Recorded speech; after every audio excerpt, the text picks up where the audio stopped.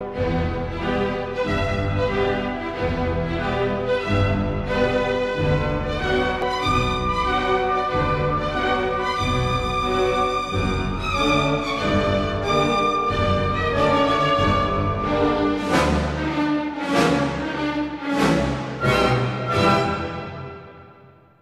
y a des musulmans en France depuis le début du XXe siècle.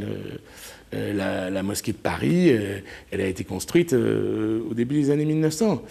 Et l'islam d'Europe, c'est quelque chose qui existe depuis l'arrivée des Ottomans. Donc c'est une très longue histoire, celle de l'islam d'Europe. Oni koji ne poznaju Matija Senara mogli bi da pomisle kako su njegove literarne varijacije orijentalnih tema i težnja za pomirenjem istoka i zapada znak političke korektnosti. Oni koji ga znaju smatraju da je očaranost Orijentom deo Piščeve romaneskne avanture i poetike koja pronalazi sebe u amalgamu različitih svetova i kultura. Rođen 1972. godine u Nioru u Francuskoj, Matija Senar završio je studije persijskog i arapskog jezika koji danas podučava na Univerzitetu u Barseloni. Svoje knjige piše na francuskom, ali van Francuske. Njegov prvi objavljeni naslov, Savršenstvo pucnja, 2003. ovenčan je nagradom 5 kontinenata frankofonije. Knjige koje slede, Ploviti Orinokom, Zona, Ulica lopova, Pričajima o bitkama, kraljevima i slonovima, krunisane su značajnim francuskim i evropskim nagradama. Za roman Busola 2015. godine dobio je najprestižnije francusko književno priznanje, Goncourtovu nagradu. Poetska enciklopedija, prerušena u roman o susretu, preplitanju, ali i nerazumevanju dva sveta, odvija se u začaranom krugu između Beča i Teherana, Istanbula i Palmire, na intimnoj mapi Enarovih neprekidnih putovanja.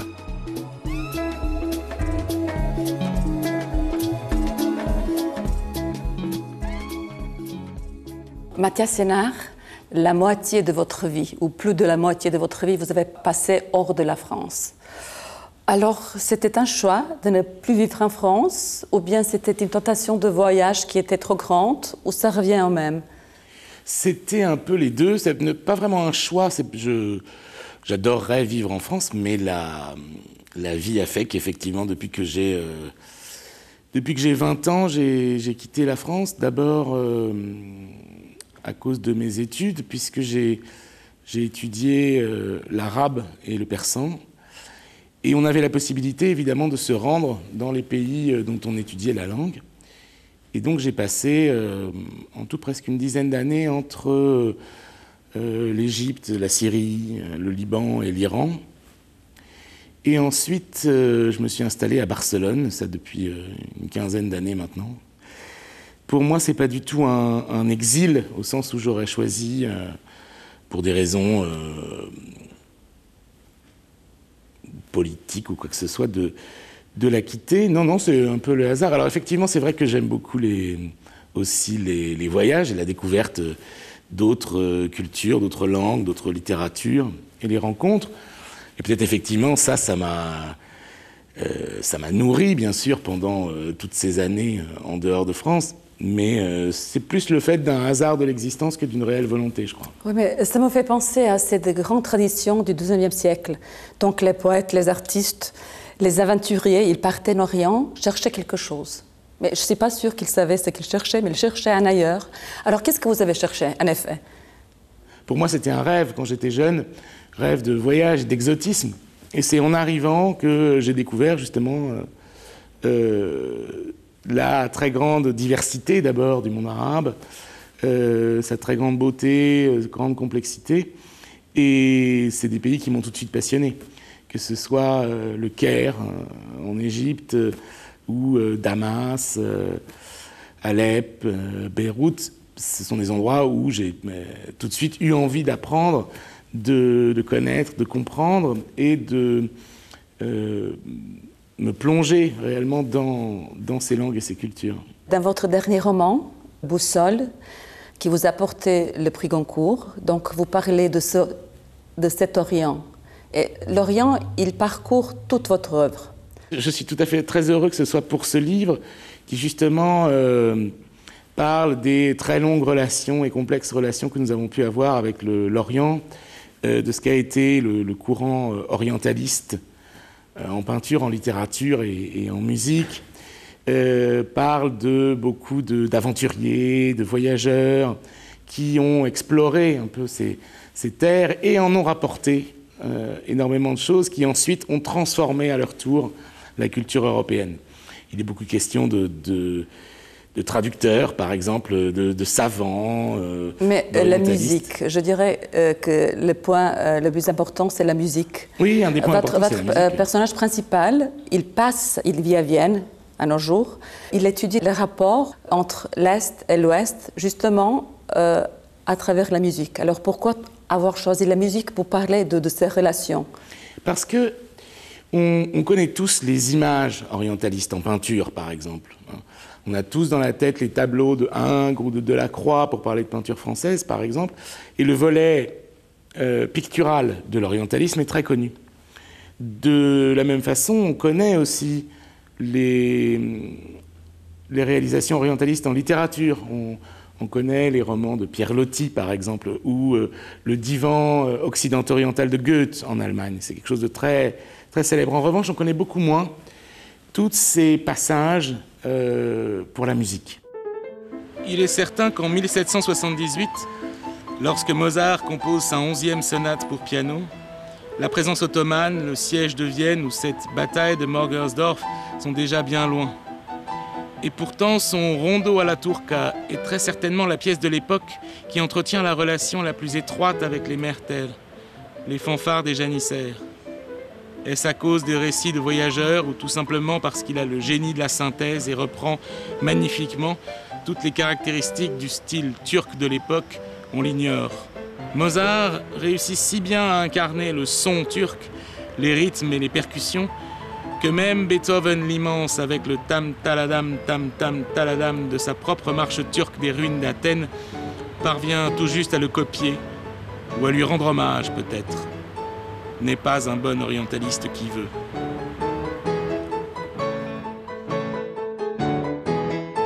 Une des questions que ce livre pose, c'est qu'est-ce que l'Occident doit à l'Orient? Alors, ce n'est pas une question de dette, mais c'est surtout une question d'échange. C'est-à-dire que ce grand mouvement orientaliste, il est concomitant, il est au même moment que le grand effort de domination politique, économique et militaire de l'Europe, principalement la France et la Grande-Bretagne, sur la rive sud et est de la Méditerranée. La France conquiert l'Algérie, par exemple, en 1830. Les Anglais, à la suite des Français, essayent de dominer l'Égypte. Ensuite, ce sera le tour du Moyen-Orient. Et cette entreprise coloniale s'accompagne d'un grand mouvement de connaissances. On envoie aussi des savants, des explorateurs, des archéologues, qui suivent un peu le mouvement militaire. Et ça va produire un afflux de connaissances, d'importations, d'images, de savoirs.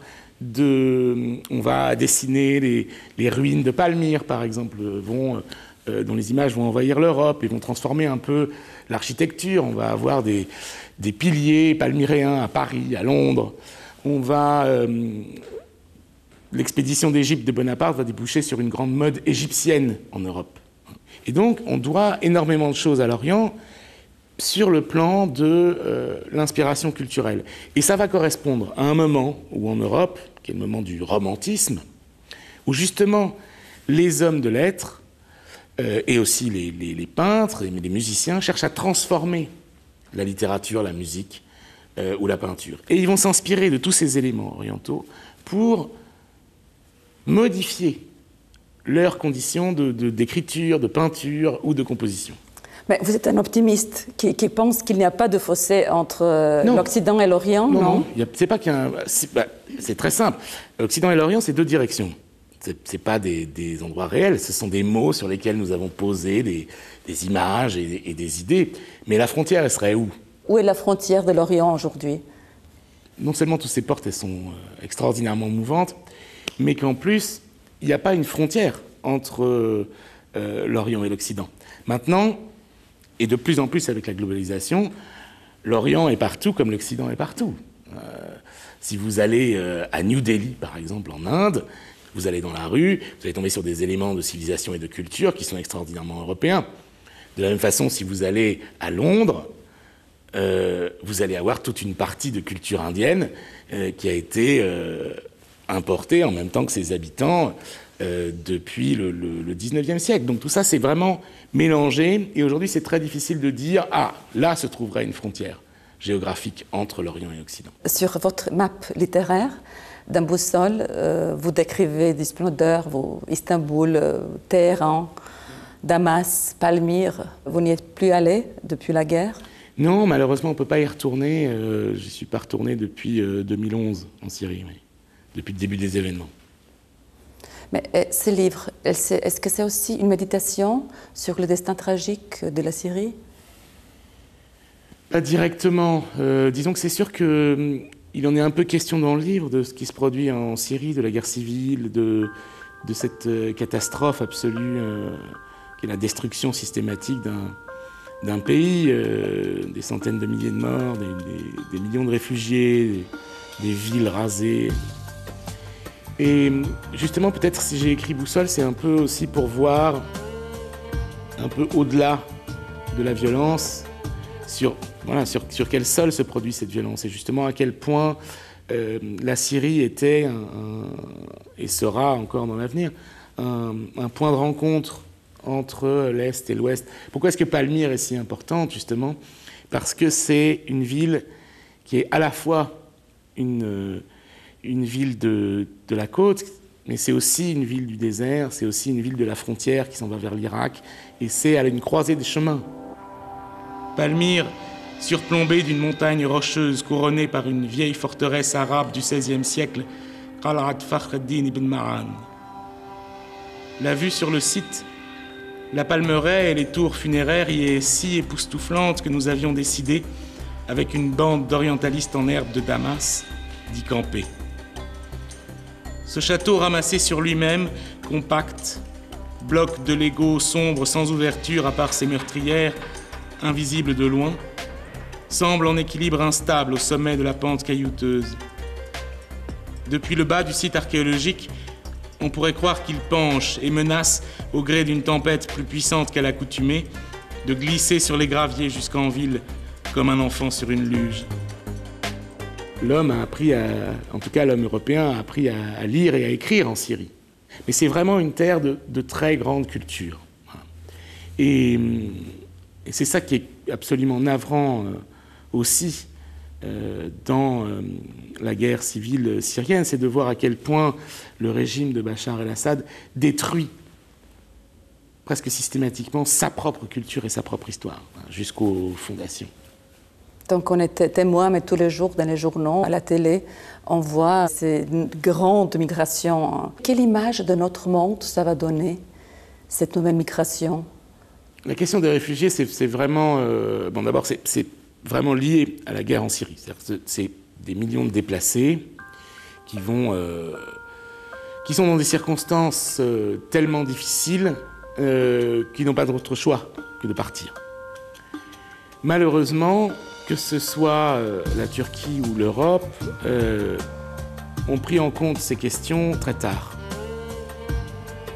Toujours en pensant que la situation pouvait s'améliorer sur le terrain et que finalement le flot de réfugiés allait s'arrêter, sauf que ça n'a jamais été le cas, ça a plutôt été l'inverse, et de plus en plus les gens quittent la Syrie parce que c'est tout simplement impossible d'y vivre.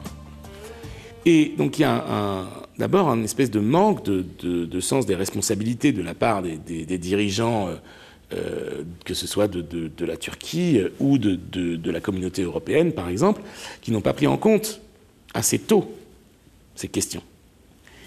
Et qui sont incapables d'y faire face, non pas parce qu'ils n'ont pas les moyens matériels ou financiers pour le faire, mais parce qu'ils en ont peur sur le plan purement politique, électoraliste.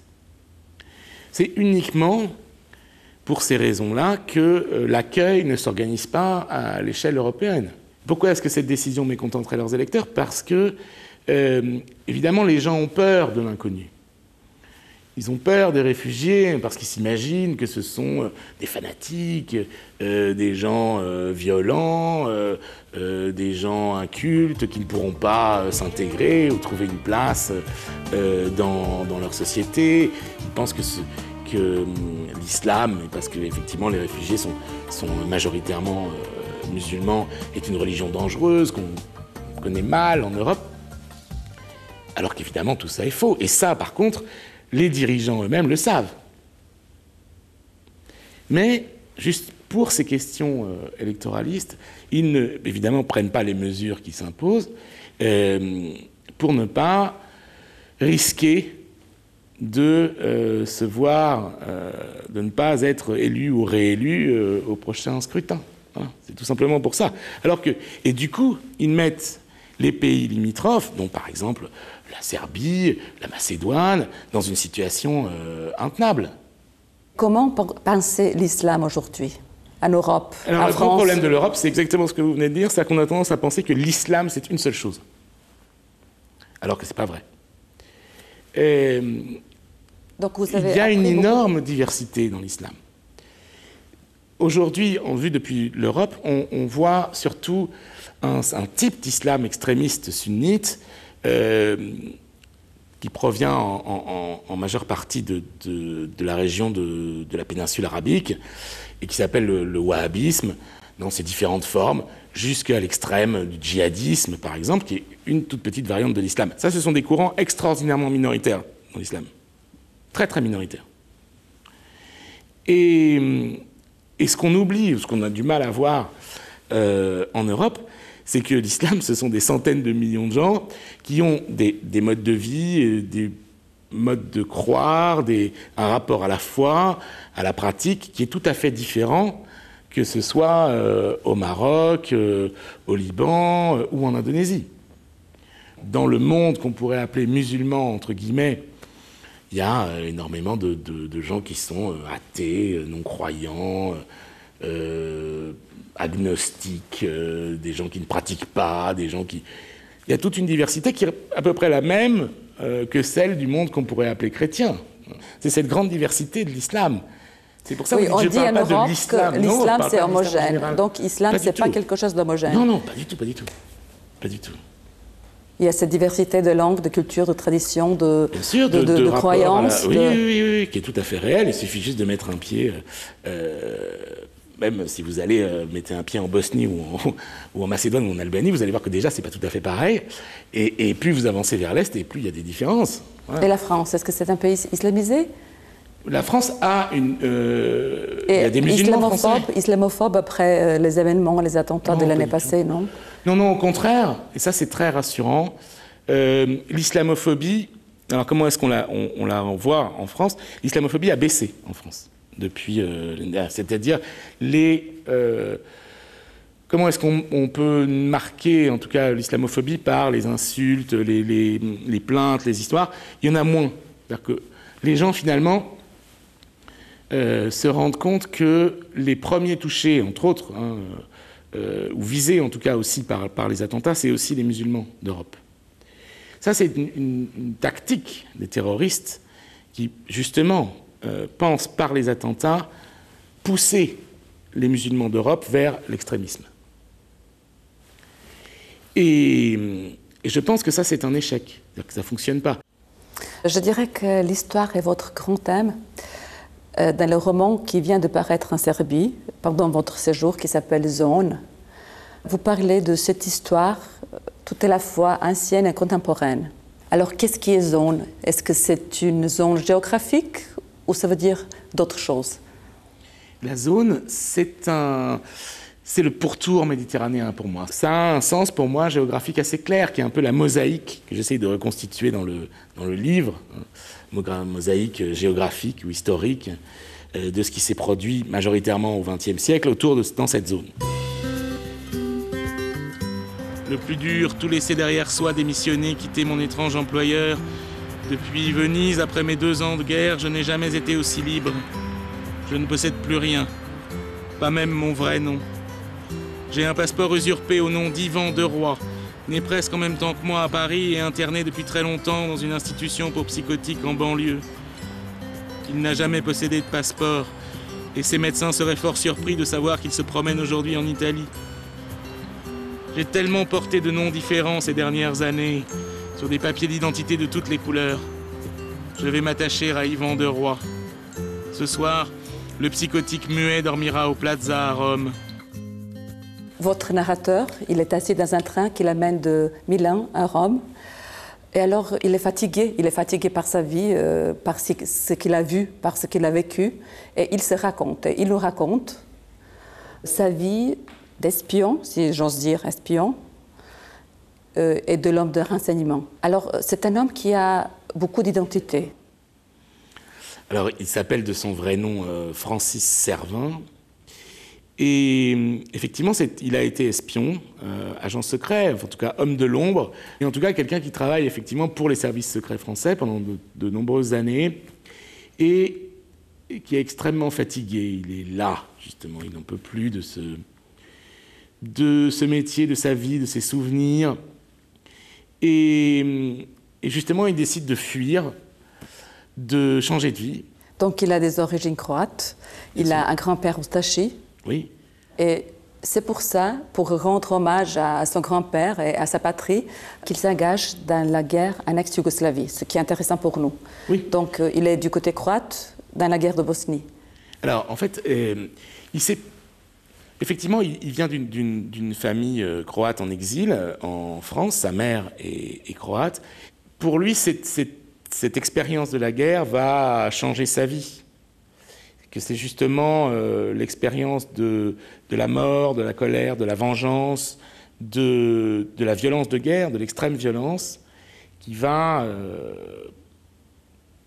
complètement transformer Francis, jusqu'à ce que justement il finisse par se poser toutes ces questions sur sa vie et sur la place de cette expérience dans son existence.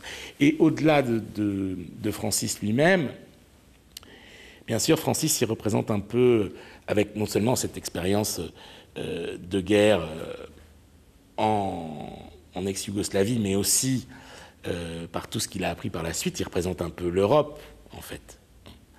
Et c'est le destin un peu de l'individu européen que d'être chargé du poids de toutes ces atrocités qui ont été faites par lui, ou en son nom, ou avec lui, ou contre lui.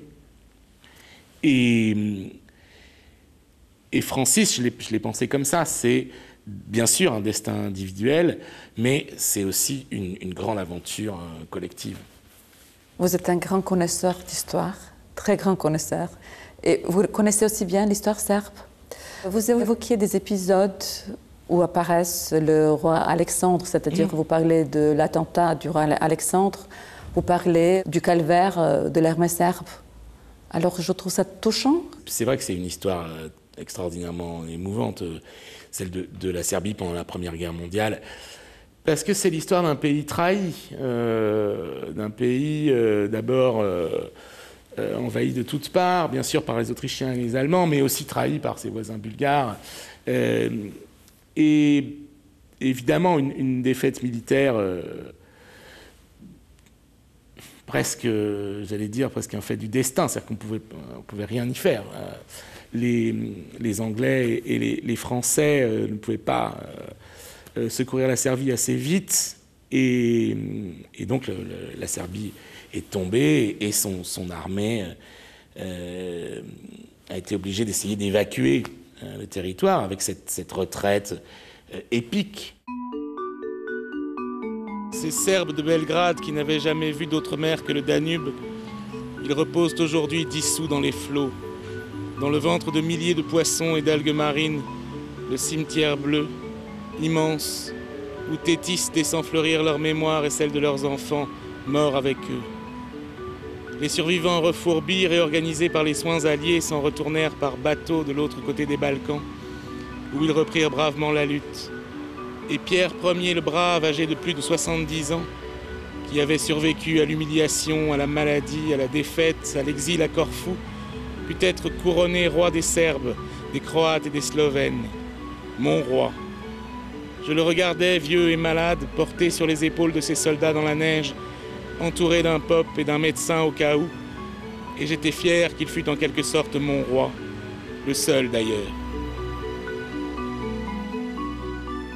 Vous dites l'histoire est un livre de bêtes féroces. Ou plutôt, c'est un conte de bêtes féroces et un livre avec des loups à chaque page. Alors, c'est vraiment ça. Vous savez, ces livres pour enfants, ces contes enfantins où justement il y a des loups, des monstres et on a peur. L'histoire, c'est aussi un peu ça. On a l'impression que ça ne s'arrête jamais, que ce bassin méditerranéen, pris dans son sens large, n'est une immense scène de guerre et de crimes. Malheureusement, l'humanité n'est pas maître de son destin. Mais qui est maître de ce destin qu'on vit? C'est un enchevêtrement de milliards de causes, hein, de séries causales qui se recoupent les unes les autres, des intérêts qui divergent ou qui convergent, des moments... vous savez, quand vous avez 7 milliards d'êtres humains sur une planète où chacun peut avoir son action même minime sur l'ensemble, c'est très très difficile de retracer exactement où passent les causes. On les voit très souvent de haut et de loin, quoi. Voilà. Au début de cet entretien, je vous ai demandé si vous viviez dans un exil volontaire. Vous dites non, je dirais si. Est-ce que l'écrivain est toujours en exil? Ou un exilé? Peut-être, moi, si j'aime ma condition du fait de ne pas vivre en France, c'est justement d'abord parce que la langue française devient un peu mon pays. Je vis en langue étrangère toute la journée. Je vis en espagnol, en catalan, en arabe. Et donc le français est un peu aussi mon refuge, l'endroit où j'habite. Mais ce qui est vrai, c'est que l'écrivain, c'est